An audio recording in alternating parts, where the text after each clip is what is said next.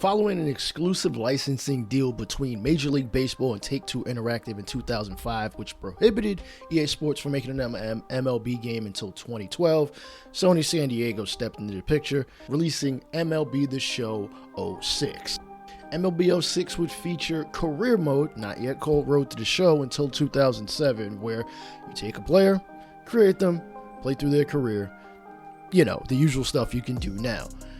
Sony San Diego put out career mode / Road to the Show to compete with the likes of Madden, who had Superstar mode from 2006 up until Madden 25, which is technically Madden 14.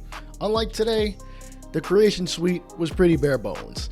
There weren't very many faces, there wasn't a spectrum in which you can try to get your perfect skin tone, and there wasn't a batting stance creator, which you can create your batting stance like you might have done back in Little League. Also, there were no branded items as far as accessories, so no stance socks, no Rawlings gloves, none of that. Also, as a pitcher, there were two pitches that were not yet in the game in 2006, that being the 12-6 curveball and the running fastball, which maybe most people wouldn't use anyway, but hey, I like options. You chose between one of the 30 teams in Major League Baseball, and then you set your journey forward towards the show, towards Major League Baseball greatness. Players would start with a spring training invite, just like every Road to the Show since, and some of these were weird, like saying I needed an ERA under 3 in a game. That's very weird. ERA usually is a component over time that you go with, not so much worried about in a single game. But player performance did determine how many training hours / points you got in order to improve your player. If you were a pitcher in the National League, you probably might want to work on some of that contact, that power, alongside being able to pitch the ball, whether you want to up your fastball, get some more break on that slider or curveball, or get more control on the knuckleball if you want to fool some of these hitters. There were 9 different ways you could interact with the various members of the organization, whether it be the manager, the GM, the media, the owner, or maybe the 10th, you might want to retire if you're not playing that well. Your contract was, well, your contract if they offer you one. The locker room tab served as your actual dialogue, in which it was really a one-way street. You saw what they said and kind of just moved on with the rest of your career. Gameplay is where things got interesting. Yes, you would basically player lock as your player, but you kind of had to play as everybody, though you were given the option in the pause menu to just play your player's appearances, whether it be hitting or pitching. So while outside of the actual base paths and such, you had to control the rest of your team. In later iterations, you'd solely focus on just your player and wouldn't play anybody else's at bats or pitching opportunities. Now a swing and a fly ball. Willingham is underneath this one, and he's got it for the first out. And even back in 2006, you got just a glimpse of what the locker room was like. You couldn't exactly walk around and interact with anybody like, say, a WWE game where you can walk around in backstage areas, but it was something and it was cool for the time. MLB The Show 07 is where we truly got the name Road to the Show. We presented a true life experience where you had the challenge of working your way up through the majors, obviously. Gameplay aspects, you did all the usual things, bat, field, pitch, run, but this time it's just with your player and only your player. In game, you will be given situation-based goals from your manager, whatever it may be. If you listen to them, cool, you're going to keep playing. If not, believe me, you will get benched. I got benched plenty of times for not stealing when I probably should have. Hell, I got benched when I should have dropped the bunt and it just didn't make sense in my eyes. 2007 also brought about a more expanded creation suite where we got plenty more generics, but still a lot of the same options you got. An oversight from 06 into 07, you actually were given some base stats for your player to work with. As you can see, stamina is, say about a 40 for a starting pitcher, and then everything else there, you're given just a little bit, at least in the hit per nines and clutch area. Everything else, the points remaining, you had to distribute yourself to get your player where you might want them. You'll never be a beast coming out of it, but you'll be adequate for at least AA. As you scroll through the 30 teams, you see how your player stacks up against the best person at that position in each level, Major League, AAA, and AA, and how exactly the game sees their depth and where you fit in. You might not want to be on a team where you're going to be well behind some established young player. You want to probably be more so on a team where, hey, you might get called up real quick so you can make your impact as quickly as possible. Negotiating your contract, you could take what they offer you, but in my eyes, hey, I wanted a 2-year deal. Why not? Give me a club option, something probably most minor leaguers don't have, and boom, we are off to the field to work on our game.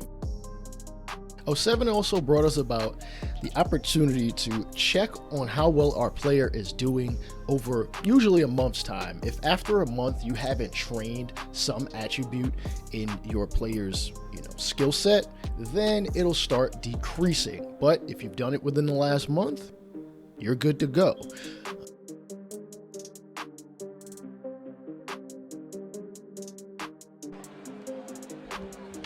Swinging a ball hit softly on the ground. And they'll have no play as he reaches first base. Player goals from the manager and such in-game will help that as well. Here's an example of a goal screen. You don't have much choice here. Just continue on, do what they asked, or just get through it somehow, and you should be fine. One of my biggest gripes at this point, and really much further along, is that, well, there wasn't much gray area. So if you didn't do exactly as they said, you failed. Unlike today, you can have a challenge where you do something all right. It's not exactly what they asked for, but it's not exactly failing. Now, some of this really doesn't make a ton of sense, but hey, it's SDS's game. That thing fell right through the bottom of the zone. Here's one hit towards the hole. Throw in time, and the side is retired. By 2009, we were finally given the opportunity to take advantage of our off days. As you can see, we have a batting training session available, and it's only available for 1 day. So unfortunately, these are the only times we can really do these kind of things. I think maybe a little bit in the off season, but for the most part, this is all we got to have any extra ability to better our players. On top of that, we also got a scouting report which basically reflects how you are seen across the league in comparison to other players, not only at your position, but all across the league, and Hall of Fame potential, where we can see how close we are to getting our bust in the Hall of Fame.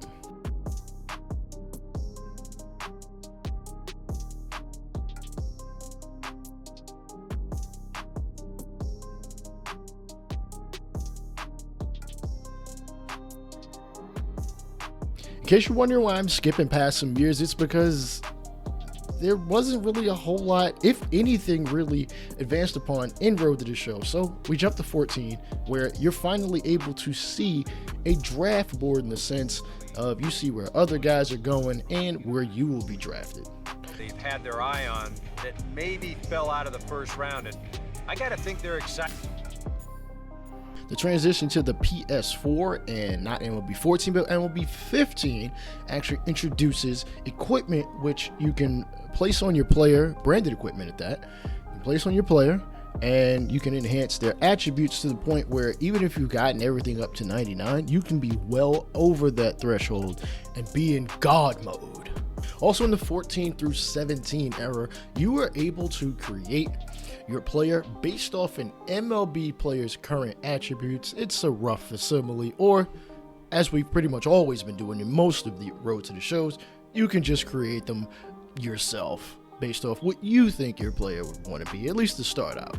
14 through 17 also would have in-game perks at which you are given showtime points, and you can use them as you see fit as long as you have the amount of points to do so, and you can kind of swap your in-game perks as you feel necessary. Also in this time period, social media has become a much bigger part of the fan-player interaction, though the tweets, you can't create them. They're kind of just there. You know, they're posted by rivals, posted by the team that you play for, posted by absolute randos, some guys who might have you've seen in high school, just random posts. You can save some, but I mean, other than that, they're really not useful to the greater scheme of Road to the Show. By MLB The Show 18, you did not have to spend your money to buy stubs in order to get training points. Everything as far as attribute progression had to do with how you played in game, and they began to implement caps where there was a current cap as to how high you can reach at a certain point in time, and then a max cap depending on archetypes. These archetypes did lend the game to be a lot more differentiated, where players are able to not just be an entire 99 everything, where you will specialize in certain attributes where you'll be better at, and others you'll be a lot weaker at, to give you a, again, greater variety of how the game is played. In this time frame, you also leaned more on your teammates in order to get better. You might be able to learn a pitch that they throw well and add it to your pitching repertoire. You may be able to become a better power hitter based on a player already on your team, or even contact, base stealing, catching, blocking ability, whatever it may be. At certain times, usually off days because of training, you can increase your player's cap, either their current cap or their max cap, because with all of these caps, there's a time frame where if you don't actually increase your max cap, your current cap won't go up at the same time. So you'll be maxed out at where you can go unless, I don't know, you add equipment to your player. In game, each particular pitch that you end up seeing or fielding opportunity, you end up getting a plus or minus depending on the outcome of each pitch and play. If you throw a strike, you'll get plus, K per 9 plus hit per 9 for a pitcher. If you make contact on a ball that looks close, you'll get higher vision, maybe some contact, and even if you don't press power swing, you can sometimes get a power boost to your current attributes just by normal swinging. My favorite feature in MLB 17, 18, I believe also 19 was the Showtime feature, especially for pitchers, because you really got this cool angle in which you're kind of behind them and off to the side, and you can see them pitch, and you can literally pinpoint where you want that pitch to end off, and it is just chef's kiss. I wish they'd bring it back, because in previous iterations, it used to be you can have that play out over multiple pitches as opposed to just one. Same thing with the batters, you can use Showtime, and if it's a ball, you only have used a little bit of the meter. High in the air down the right field line. And foul. 2 runs, 8 hits.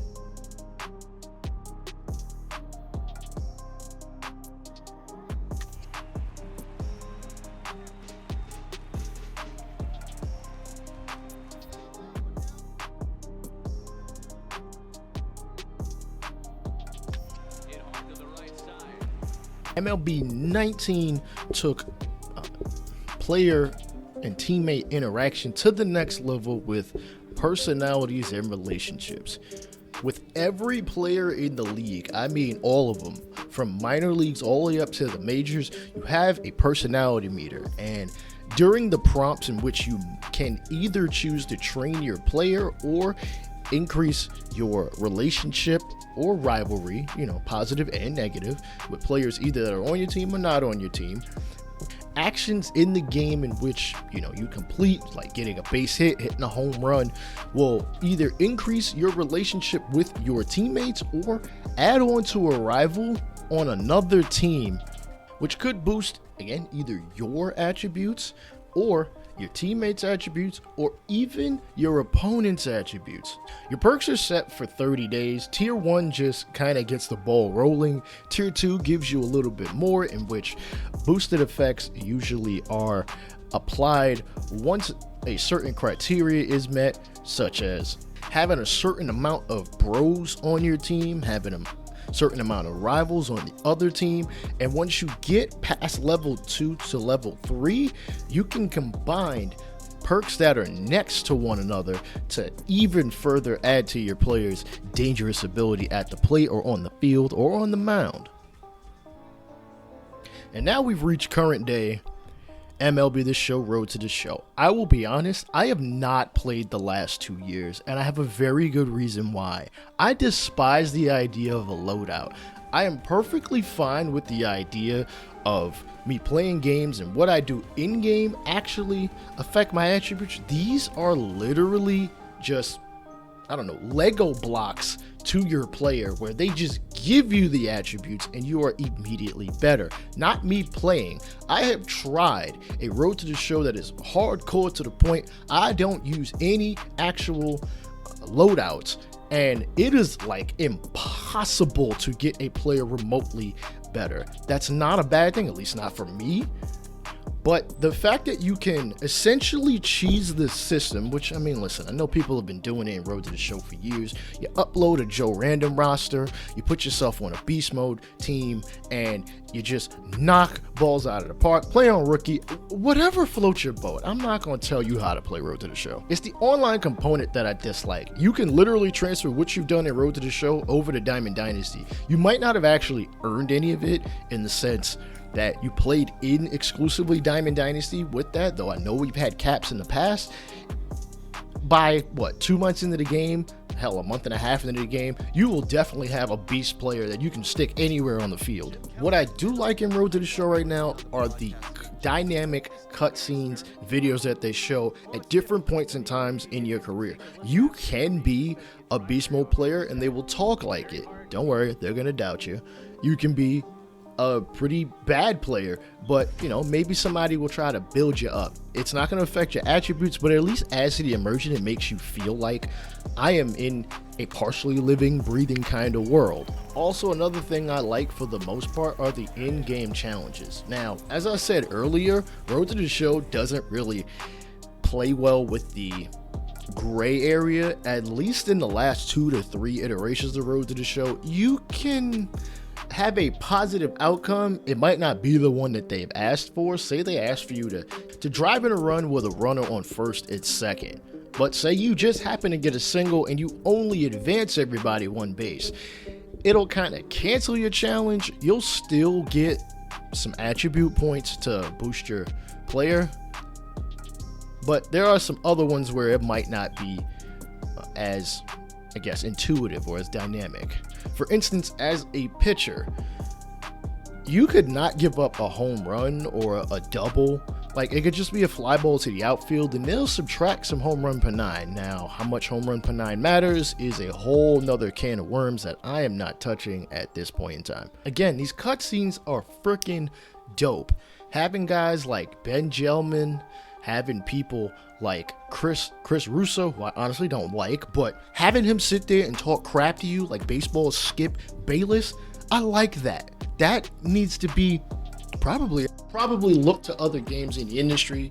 Maybe not something like Face of the Franchise. I don't like how that is done. I also don't really care for how 2K is, with the stories kind of forced, but all of them seem to be just first year driven. Like, everything is set up in the beginning and you never really see a lot of those cutscenes as you go forward. So what is the future of Road to the Show? It can be any number of things. It can be like NHL, where you can actually utilize the money that you are getting. Granted, in games like NHL and 2K, those are more, they give you whatever game currency that they use as a means to pay you, which really kind of throws off what your value really is as far as in the league itself as a NBA player and not somebody playing said sports franchise game, in which you can use that currency for other things like accessories or in their Ultimate Team / Diamond Dynasty modes. But I would like more outside of the 4 bases and the fence in which surrounds it. There needs to be more. How about you have, it where I'm going through a season and I happen to be playing very well like an all-star first 2 months, maybe I do a commercial, get a little bit more popularity, maybe work the all-star votes. Maybe work MVP votes. I don't know how you really do that besides really talking to writers and playing well at the same time. I'm not asking for force stuff. I'm asking to just use what's already in the game. How about after, a certain overall threshold, I could get to be on the cover? That would be dope. You see either yourself, because I know a lot of people usually create themselves, so I unfortunately can't in the past 1 or 2 years because they've gotten rid of my last name. But you can still create some likeness of yourself or somebody else. I know some people do that. And you see yourself on the cover. Now, as we all know, you're better off being a hitter in that situation as far as SDS is concerned, because they almost never put a pitcher on there unless your name is Shohei Ohtani. Come on, you can put a pitcher on there one of these years, dude. Come on, I've been playing this game since 06, as you can see. Let me know down below your ideas for what can be done to make Road to the Show even better as the years go on, and I'll holler at y'all later. Peace out.